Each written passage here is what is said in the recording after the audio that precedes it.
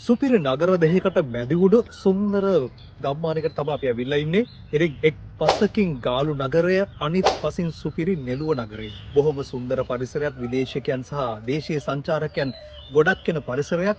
ඉතින් ඒ පරිසරෙත් එක්ක අපි බලමු මේ සුන්දර නිවහන කොහොමද කියලා. ඉතින් අපි දැන් ඇවිල්ලා ඉන්නේ සුන්දර පරිසරයත් එක්ක තියෙන මේ සුන්දර නිවහන ළඟට.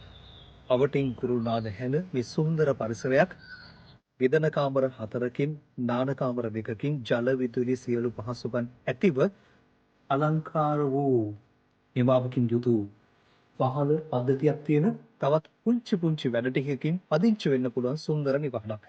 ඉතින් ඔයාලා හැමෝම නිවහන බැලුවා. ඉතින් නිවහන බැලුවට විතරක් නෙවෙයි ඉඩ ප්‍රමාණය කොච්චරද කියලා ඔයාලා තාම දන්නේ නැහැ. මේ ඉඩමේ හරියටම පර්චේස් 30කින් සමන්විතයි.